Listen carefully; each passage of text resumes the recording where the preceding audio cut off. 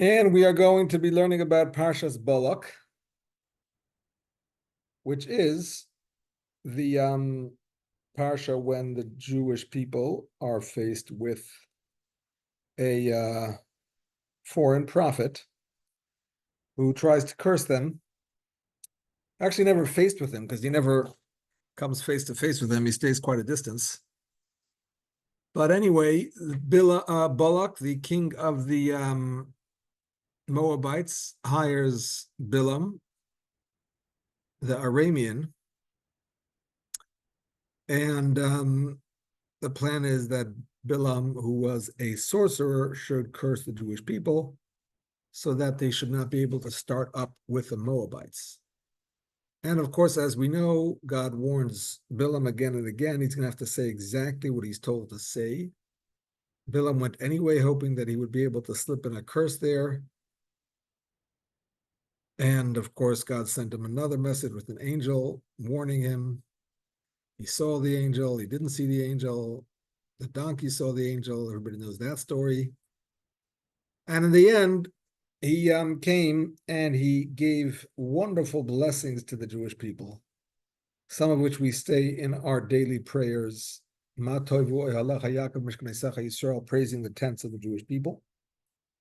He also foretold about the Messianic era, one of very few places in the 5 books of Moshe where we have prophecy about that. But then, of course, he goes back home, and he does give Balak some parting advice as to how to minimize the Jews. And that is, he tells him that the Jewish God hates sinful behavior, sexual immorality specifically, and that he should get his Moabite women to seduce the Jewish people. This will kindle God's anger against them, and he will punish them. And of course, as we know, the Jewish people camped in the place called Shittim, and they did start to get involved with the Moabite women. And of course, God did get angry, exactly as Bilam had predicted, and a plague began to ravage the Jewish people. And in the middle of all this, a man by the name of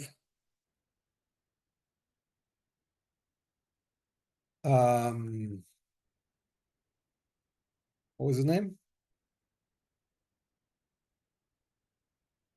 Zimri. That was his name. A man by the name of Zimri brought a Midianite princess in front of the tent of Moshe, and he wasn't embarrassed at all. And he presented her as if it was fine, perfectly fine for him to take her. And of course, Pinchas, Moshe's great nephew, took exception to that. He went into their tent with a spear. He killed them both. And this stopped the plague that was raging. And that is the end of the Torah portion. And then the next one begins with the word Pinchas, more or less. And that's when Pinchas gets rewarded and becomes a Kohen. So let's learn one verse of the Chumash with the Rashi, and then we'll discuss it a little bit. I don't think it's Numbers 33:10. I think that's a mistake. I don't know why I wrote 33:10, when in fact, it is, just for your information, looking in Sephariah. Did you send this out? Because I didn't see anything. I did. When? Sometime around 12:30. I'll look again. It's actually chapter 25, verse 6. So don't be fooled by what I wrote on the handout. And here's what it says, starting with the Hebrew. V'hinei ish mibnei Yisrael ba. Behold, a Jewish person came. Vayakrev elechav, and he brought close to his brothers as Hamidyanis, a Midianite woman. Now, the Torah, by the way, does not give his identity at this point. In next week's Torah portion, it identifies him as Zimri and her as Cosbi, who was not just any old Midianite woman, but was actually a princess. Her father was Tsur, I think, one of the princes of Moab. Le'ene Moshe, this was done in front of Moshe. Ule'ene kol hadas b'nei Yisrael, and in front of all of the community of Israel. Lehema boichem Pesach oil moyed. They were crying at the entrance to the Ohel Moed because there was a terrible desecration of God's name going about. Besides the fact that there was a plague, it was also a terrible desecration of God's name that a prince of Israel, because this Zimri was a Rosh Beis Av, Lashimoni, he was a prince in the house of Shimon, he was a family leader, and that he was doing such a public kind of sin was a tremendous Chilul Hashem, a desecration of Hashem's name. And the verse says, and behold, oh, sorry, I just read that. Rashi says, Rabbi, yes. are you able to share the screen? Because I looked at my email, there's nothing there. Absolutely. Did anybody else get this email? I got the email. Look in your You did? trash. Look in your Okay. spam. All Yeah, right, check let me in try. trash. I'm happy to share the screen, but it should be there somewhere. I got it.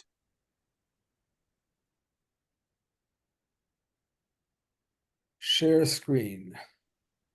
Yeah, we received it as well. Rabbi, do you want me to share screen? I'm going to share the screen because it's fun anyway. Okay. Okay. So, Rashi says, Le'ene Moshe, in front of Moshe, Amrullah, they said to him, Moshe, Zu asura imitaris, is this woman permissible or forbidden? Im toimer asura, if you say she's forbidden, Bas Yisroi mihi tira lacha, who permitted the daughter of Yisroi to you? Kedi Isa Hasam, like it says in the Talmud Sanhedrin. So this Zimri was a bit of a chutzpah and yak, as they say in Yiddish. It wasn't enough that he sinned. He wanted to make as if his sin was not a sin at all. Because his argument is, she's a Midianite woman. She was Midianite, actually, not Moabite, sorry. Moshe, you married a Midianite woman. What do you know? Your wife is the daughter of Yisroi, who was not just any Midianite, but he was actually a priest of Midian. He was an idolatrous priest. Later on, he did tshuva. But originally, he was an idolatrous priest. So you're no better than me, was the argument. So Moshe and the Jewish people did not respond. Rashi says, I didn't quote this Rashi, but Rashi says that they forgot the halacha, that if a man has relations with a non-Jewish woman in a public manner, he is liable for the death penalty. And that's why Pinchas went ahead and killed him. Not the death penalty through the court, but if somebody takes it upon themselves, so be it.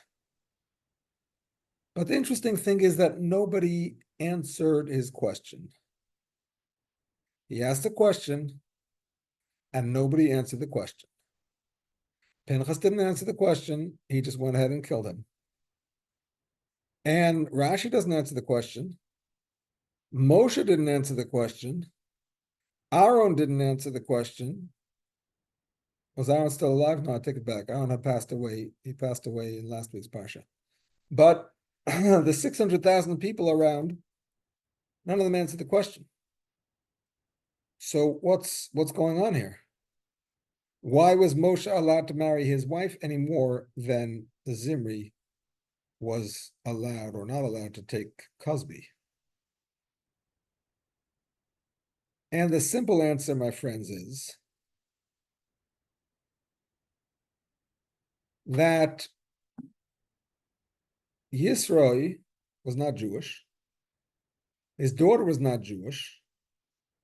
But when the Torah was given, the Jewish people went through a conversion process. And that was true not only of Yisroi and his daughter and her children, but it was true of Moshe Rabbeinu himself and Aaron HaKohen and 603,550 Jewish men above the age of 20, as well as all the women and children. Every single Jewish man, woman, and child went through a conversion ceremony. Because before the Torah was given, the Jewish people were culturally Jewish, but not religiously Jewish. They had no Torah. How could they be Jewish? That's what being Jewish means. I mean, besides the bagels and lox and all that kind of important stuff, we also have a Torah. They didn't have the Torah till then. So when they got the Torah, they had to go through a conversion, which is why they went to the mikveh beforehand. They had a bris milah, the men, before they left Egypt, and they accepted the Torah. That was their conversion. So the same thing applied to Yisro's daughter, Moshe's wife, Tzipporah.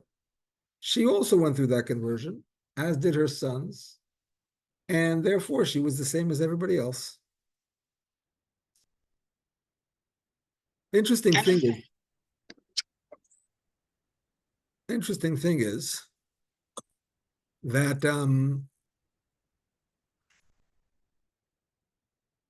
nobody says this. It's an answer that the commentaries bring, but nobody on the Chumash says it. Nobody, I'm talking about in the story. Zimri brought it up, nobody responds. Rabbi, can you make this larger? Absolutely.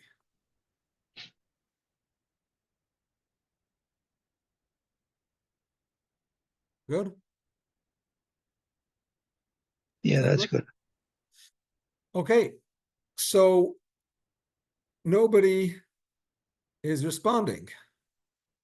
Why don't they respond?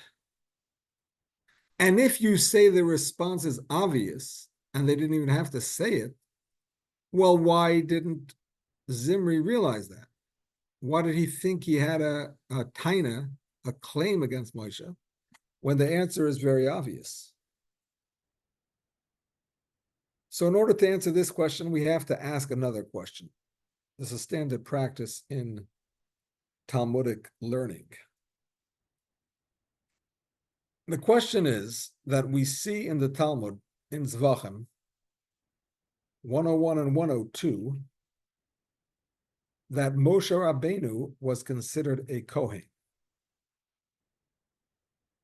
Here's what the Gemara says. 3 opinions about Moshe Rabbeinu. Amar Rav, we'll start with the first one. Rav says, Moshe Rabbeinu Kohen Gadol v'choylek b'katshi kachemaya. Moshe Rabbeinu was a Kohen Gadol and he could get the holiest type of sacrifices.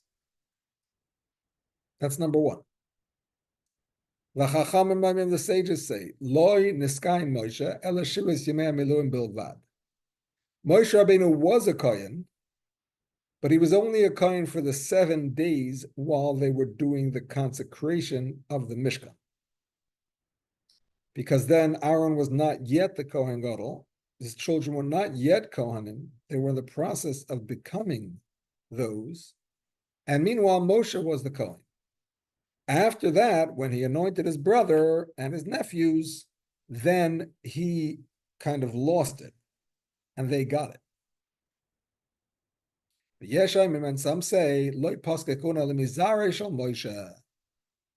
kahuna only stopped from Moshe Rabbeinu's children. Shenemar Isha Alekim, Moshe Isha Alekim, Banav Yikru al Shevet Levi. Moshe was a man of God, his children should be considered in the tribe of Levi. He himself, no, he was a Kohen. Only his children are in the tribe of Levi. And it says Moshe v'Aaron b'choyanov, u'Shmuel b'korei Shemai. Moshe and Aaron are amongst his Kohanim, and Shmuel is amongst those that call his name. Okay, so what's my question? What's the Rebbe's question? All three opinions say that Moshe Rabbeinu was a Kohen at least at some point.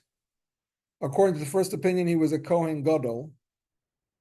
According to the second opinion, he was a Kohen only for 7 days. And according to the third opinion, he was a Kohen for his lifetime, but not for that, but he didn't pass it on to his children. So far, so good? Rabbi, Yes. the third opinion is very nebulous, because you could also read it as, yeah, the two of them were Hashem's Kohanim, okay, but it doesn't mean that Moshe continued to be a Kohen after that fact. Well, the other verse is It understood just to mean states- only his it just children states were the the fact. tribe of Levi. It just states the fact that they were, that they were Hashem's Kohanim. Okay, so it's Yes, true but the based on the implication, second one. Rabbi, wait. Based on the second one, yeah, he was a Kohen for the 7 days, and this particular third one supports that point. It doesn't mean that he continued to be the Kohen, as in the first case.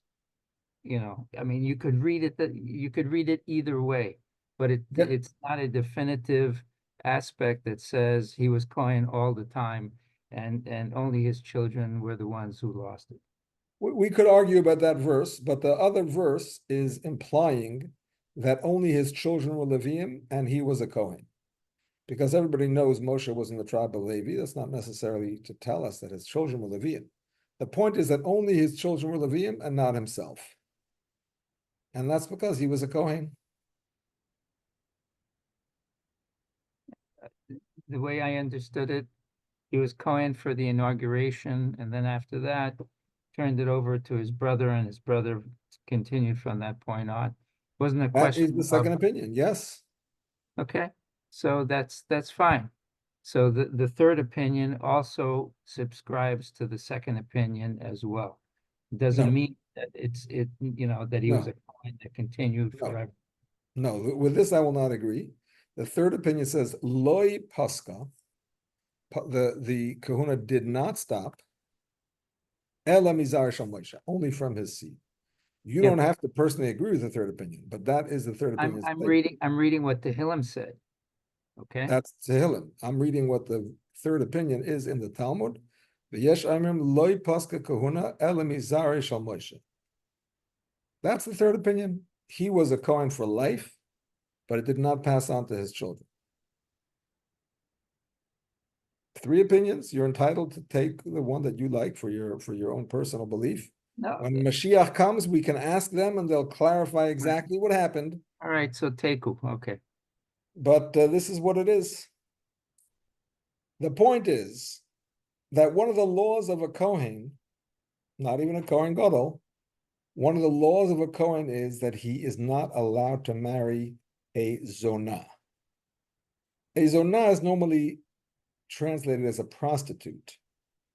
Well, for your information, there is no law about a Kohen not marrying a prostitute. A zonah, in the context of a Kohen, refers to a woman who had relations with a man that she was not allowed to marry. That means if she was a prostitute, but she was careful to only ever have relations with Jewish men who were not her close relatives, she is still fit for a Kohen. How you would know that, I do not know. But in theory, she could still be fit for a Kohen. On the other hand, if she was a nice, normal woman who never engaged in any prostitution, but it so happens that she once had a non-Jewish boyfriend, and they were intimate, she is not fit for a Kohen because she had relations with a man that she's not allowed to marry. That is the definition of a zonah in this context. It's not a prostitute, but it's a woman who had a forbidden relationship. I mean, of course, every extramarital relationship is forbidden, but we mean like a seriously forbidden relationship with a man that she's not allowed to marry. Okay, So it's so all Tzipora. included in the prohibition of marrying a zonah is a prohibition for a Kohen to marry a convert. So you'll say, why is a convert called a zonah? She was not a prostitute. Of course, we didn't translate it as a prostitute, but nor did she have relations with anybody that's forbidden to her either. When she was not Jewish, she was allowed to marry all those not Jewish men. And maybe she didn't even have relations with anybody. Maybe she's a virgin for all we know. So the answer is that the Talmudic sages understood that because she comes from a culture where promiscuity is acceptable, because within the Jewish people, we're careful, at least we're supposed to be, hopefully we are, and we don't have, forbidden relationships and so on. But because she comes from a culture where that kind of promiscuity is acceptable, she is considered ozona regardless of her personal relationship. Meaning to say, even if she never had a relationship with anybody, she's an actual virgin, she is still technically considered a zona because she comes from a culture of promiscuity. So, why am I talking about this? Because the question is about to come up in a very obvious way, my friends. Moshe was a Kohen according to all opinions at some point in time. Maybe for his whole life, maybe for 7 days. But in any case, he was married to a woman who was from a non-Jewish nation, from the nation of Midian, a culture of promiscuity. Look at the promiscuity that they encouraged right here in this Torah portion. Look at what they did with their own daughters and their own princesses, encouraging them to have relationships with Jewish men, totally outside of the context of marriage and so on and so forth. This was like institutionalized promiscuity. And Moshe's wife came from that same background. This, my friends, was the question that Zimri was asking. He wasn't asking about her being Jewish or not Jewish. Everybody knows that everybody converted at the time of the giving of the Torah, and certainly Tzipora would have done the same. His question was, hey, you're a Kohen, Moshe, and you are married to Tzipora, or were married to Tzipora. I'll see, actually, we'll get back to that in a moment.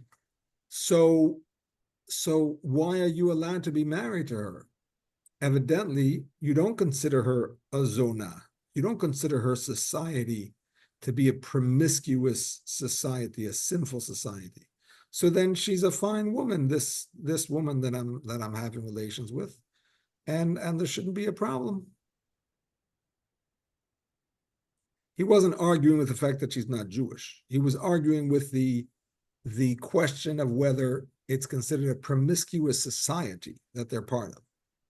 Evidently not, is what he was saying to Moshe, based on the fact that you're married to such a woman.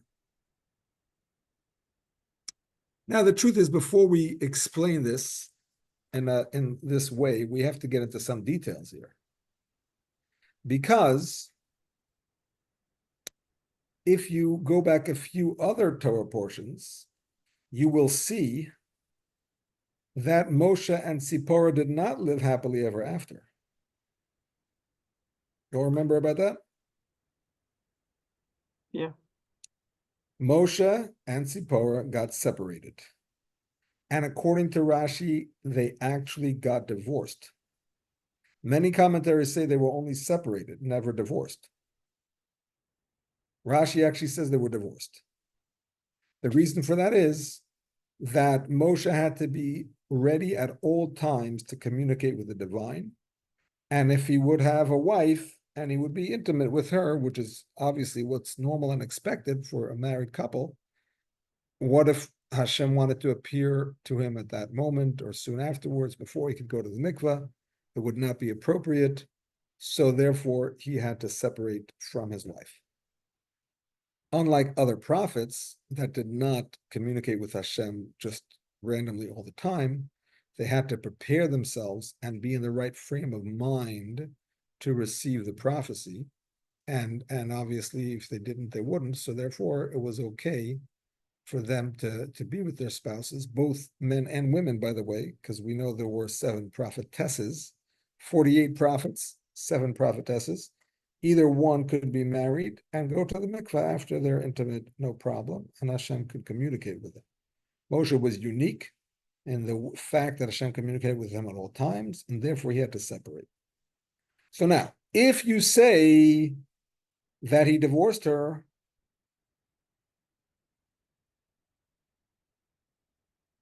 maybe he divorced her before those 7 days that he was a Kohen. Maybe he was only a Kohen for 7 days. According to the middle opinion, literally only 7 days. And by that time, he had divorced her. So that answers that question, no problem. On the other hand, if you say that he was a Kohen for life, or even more so, a Kohen Gadol for life, well, then you're back to the question. Because he was married to her at one point, even after the Torah was given, how was that allowed?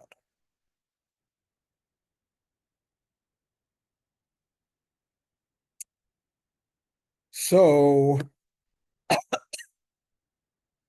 sorry, any ideas before we continue?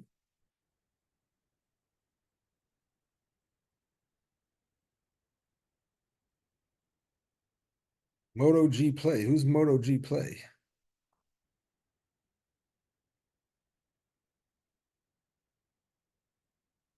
That's Dr. J. Dr. J. Okay. Very good. So, now I see you. Very good. So, my friends,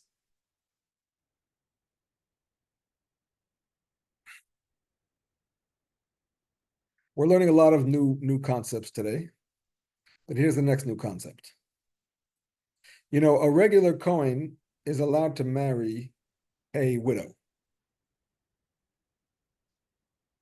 or any non-virgin that was not divorced. A Kohen Gadol, on the other hand, can only marry a woman who was never before married. She was married and widowed, no good. And she has to be a virgin, only a virgin.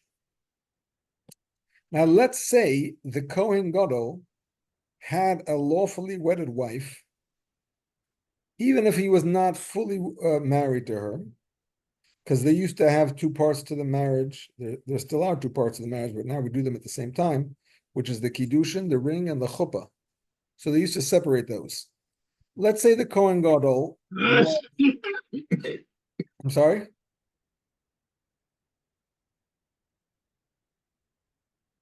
Let's say the Kohen Gadol was betrothed to a woman who was not a basula. She was not divorced. She wasn't even widowed. She was simply not a virgin. And then he was appointed as the Kohen Gadol. The halacha is he is allowed to marry her because he started marrying her in a permissible way. The fact that he became a Kohen Gadol does not make her forbidden. He is allowed to finish the marriage, and certainly if he's married to her from before, he can stay married to her. So here we have what's called a kal v'chomer. How much more so we can apply this concept to Moshe Rabbeinu. Moshe Rabbeinu was married to Tzipporah from before.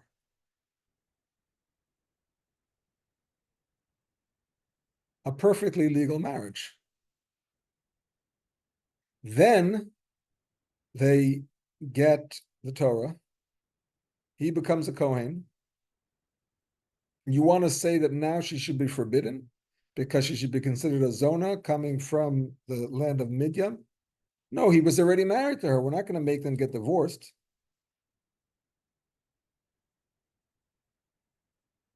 Now, this answer is predicated upon the following presumption. You see, there are two ways for a marriage to have validity as a marriage in Jewish law. Way number one is the pre-Sinai kind of marriage, which still applies to Gentiles. And way number two is the post-Sinai type of marriage. I shouldn't say marriage, it's really wedding. Wedding. Before Sinai, the Rambam says, a man would meet a woman in the marketplace. He liked her. They moved in together. They're husband and wife. That's it.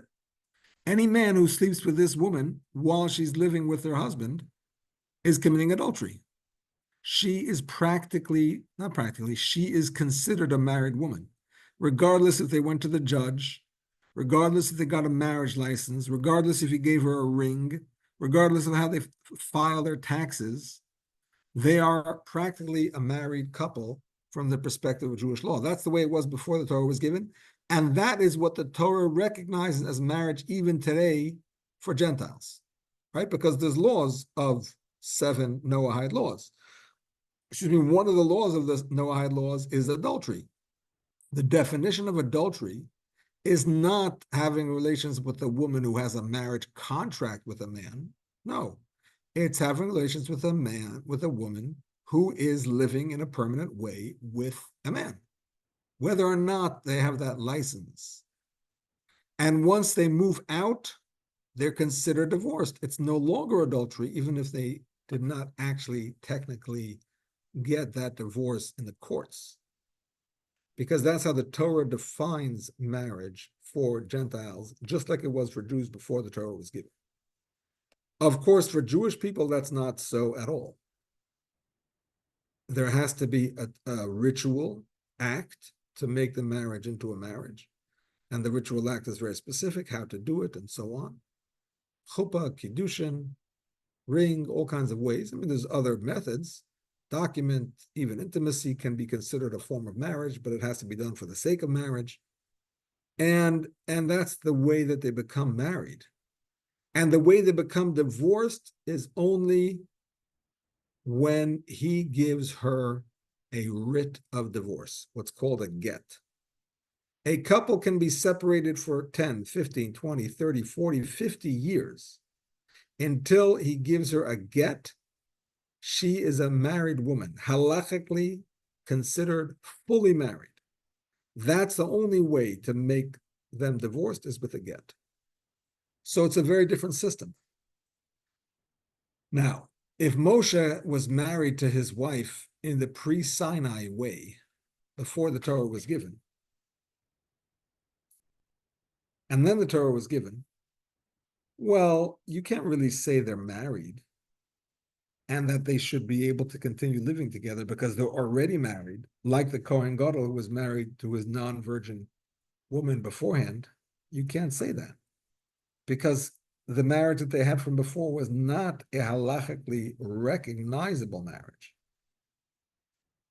So the Rebbe explains, there's a pasuk, Vayelech ish mi beis Levi, vayikach es bas Levi. A man from the house of Levi went and he took the daughter of Levi, that's referring to Amram, Moshe's father, marrying Yocheved, Moshe's mother. And the Medrash says, Asa bali kuchen, he did for her an action of taking her. According to the Medrash, there was a chuppah. Aaron and Miriam, who were already born, danced at it. And with this, the Rebbe explains a famous Rambam. The Rambam talks about the fact that we got mitzvahs at first little by little. 6 of the Noahide laws came to Adam, first man. Noach got the 7th. Avraham got another mitzvah, which was what?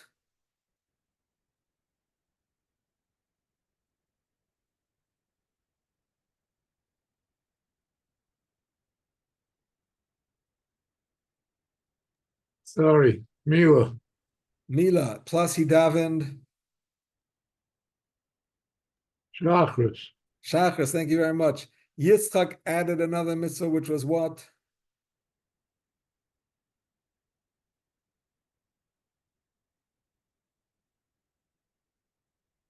Mincha. Mincha is what he davened, but he added another mitzvah, which was giving the tithe. He tithed his produce. Yaakov added another mitzvah, which was what?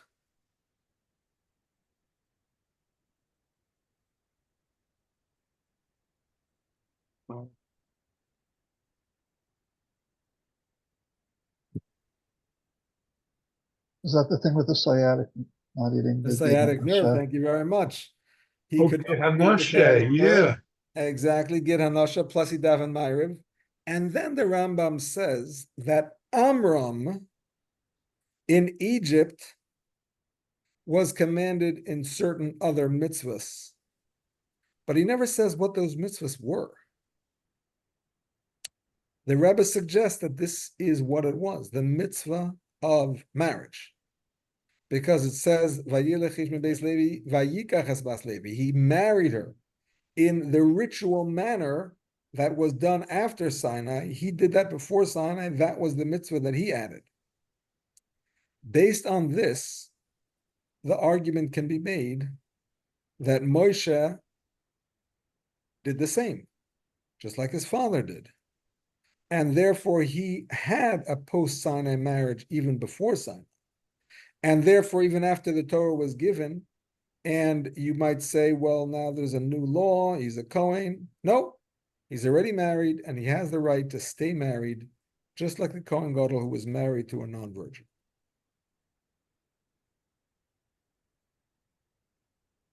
Okay, this is all fine and good, my friends, but it doesn't explain why Moshe didn't answer the question.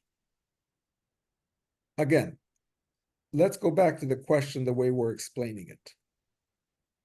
Zimri says to Moshe, are you denigrating my partner as a member of a promiscuous nation? If that's the case, you are a Kohen. You cannot be married to your wife who's a member of a promiscuous nation. That's his question. Moshe has an answer. It's a pretty technical answer, and I'll have to give a shear to explain it, but he has an answer. I am a Kohen. I only became a Kohen at the time of the giving of the Torah. I was already married to her in a halachic manner beforehand, and therefore I'm allowed to remain married to her even afterwards, just like the Kohen Gadol and the non-virgin. That's the answer. But he doesn't give it, my friends. He doesn't give it. Why not?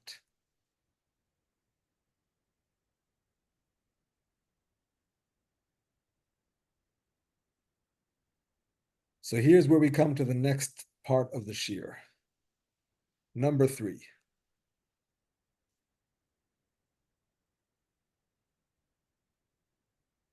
Yevamah 77a, this is the correct page.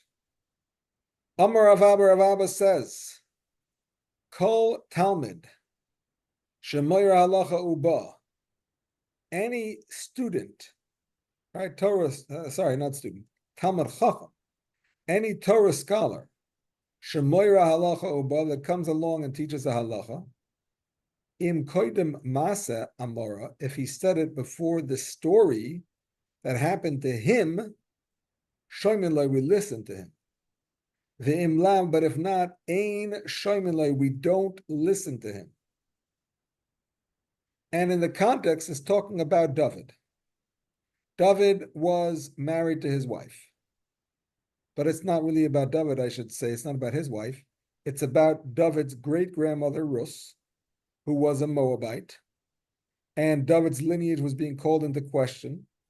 And David's brother-in-law came along and gave testimony that he heard from Shmuel, who was the prophet at that time, that the laws of not marrying a Moabite only apply to the men and not to the women. Now the question is, how do we listen to David's brother-in-law when he is a party to this case? How could we trust him to say that that David has good lineage when he was married to David's niece, not brother-in-law, sorry, nephew. He was married to David's niece, and his wife would be disqualified if not for his testimony. You can't give testimony about something that affects you.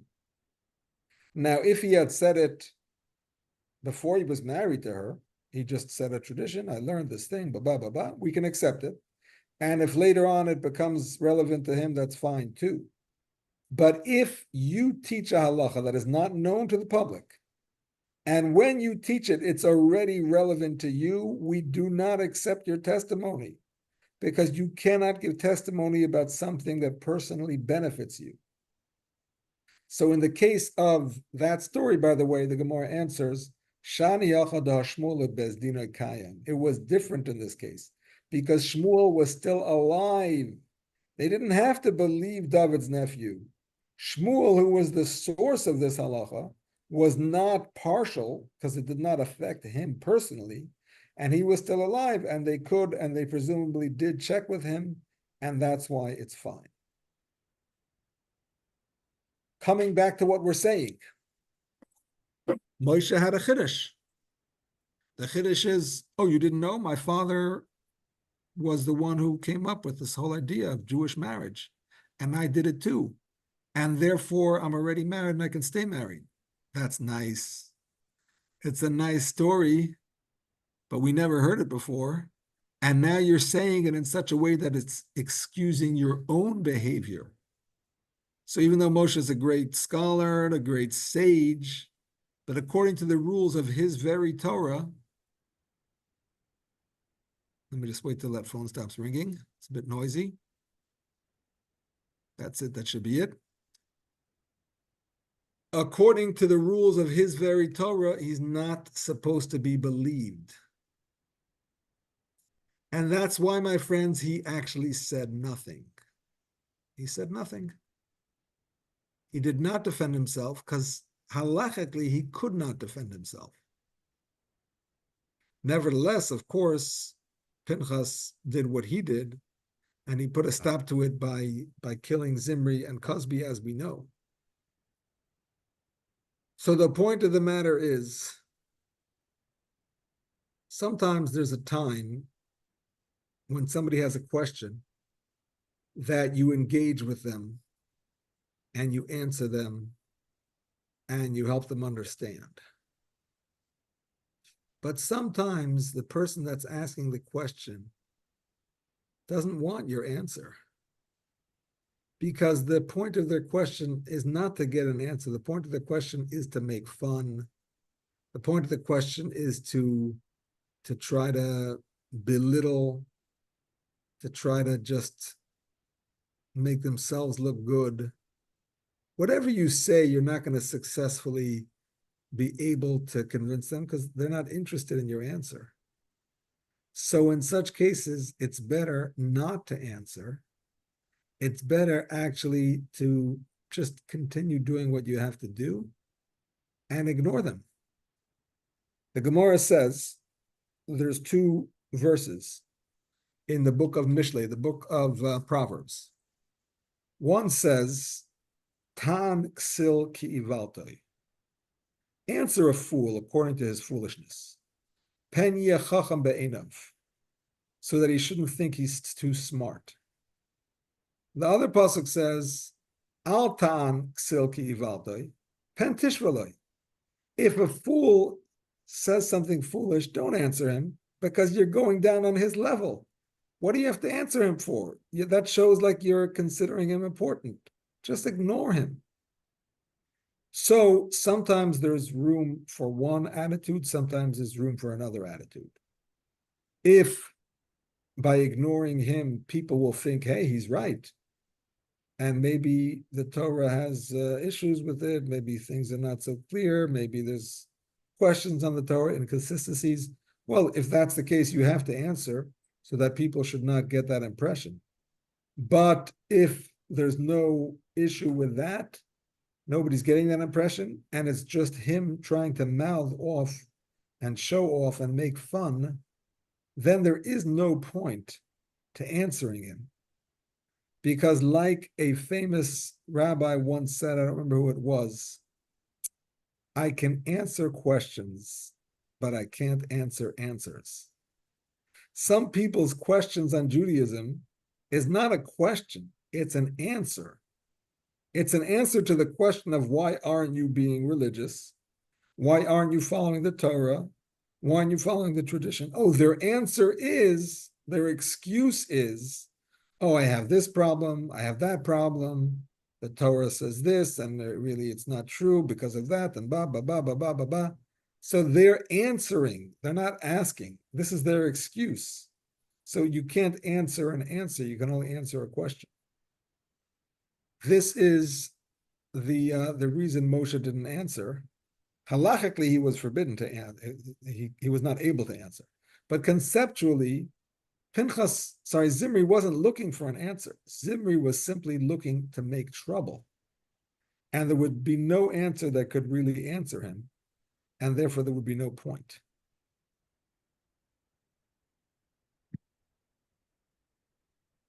The Rebbe ties this into Yud Bey's Tamuz, which David mentioned earlier. But I don't remember the tie-in. So let's see if anybody has any questions or comments to make while I try to find it. Questions, comments?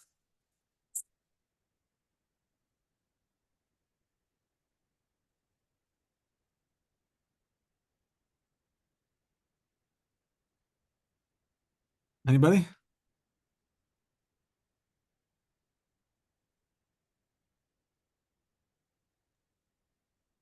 You just stunned them. Stunned us totally. Yeah. You stunned me senseless.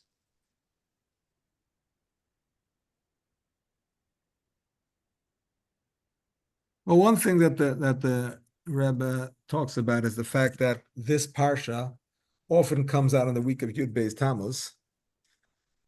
And the previous Lubavitch Rebbe was very much like a Pinchas. Pinchas was a zealot. He took matters into his own hands. He did things that were halachically questionable.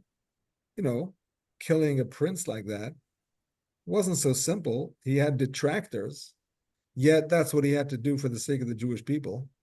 And really, what the previous Rebbe did, there were questions about it, because he sometimes caused physical harm and even death to his followers, because he demanded that they continue strengthening Judaism even when they faced death. He made a pact with 9 other Hasidim forming a minyan that they would continue with spreading Judaism until their last drop of blood. And many of those people actually died. They were actually killed because of the work that they continued to do, even in the face of great danger. So the point is, he did it because he was a zealot, because he knew that this is what had to be done for the sake of the Jewish people. And it wasn't about, did he have to do it? Did he have an excuse? Yeah, he had an excuse. He could have said, I'm not going to do this because I'm basically committing suicide and I'm sentencing my followers to do suicide. He had that excuse. But no, he could not fathom that the Jewish soul would be extinguished under Soviet rule.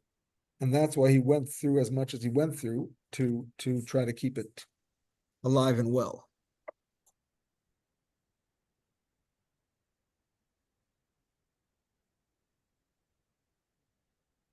And then he talks about one more point, that Moshe in this parsha isn't the one who did it himself in terms of killing Zimri, but he inspired Pinchas to do it. And that's also something that we saw by the previous Rebbe. He did have his own, Mesiras Nefesh. He put his own life on the line, but he also inspired many followers to do the same, without which he couldn't have accomplished what he accomplished. So there's the Moshe Rabbeinu part, and there's the Pinchas part as well, and both of those were really something that the previous Rebbe either did or inspired. All right, that was a bit of a complicated class. Oh, yes, it was. Thank you. My pleasure. I hope it was clear. You want to give us a 1 or 2 minute wrap up? I don't know. I feel like this needs like a 10-minute wrap up. All right, give me 10 minutes. After. All right, let's try it. So the claim that Zimri had against Moshe was not that Moshe's wife was not Jewish, because she was as Jewish as anybody else. They had all converted by Sinai. His claim against Moshe was that Moshe was married to a woman of promiscuous origin, which should make her forbidden to him as a Kohen. According to the opinion that he was still a Kohen, some say he was not, but even in the opinion that he was not, he had been a Kohen, so it's still a question about that time. And the answer was really that he was married to her before the Torah was given, just like his father had started the concept of Jewish marriages. So he was already married to her, and he was allowed to stay married to her. He could not give that answer to Zimri because you cannot teach a new halacha that was not known until then if it is personally beneficial to you. So therefore, there was no point in saying anything. Yet he went ahead and did what he had to do, and Pinchas did what he had to do, because sometimes it's not about answering the question, it's about getting the job done. And that's exactly what they had to do, and that's what they did. And with that, they saved the Jewish people.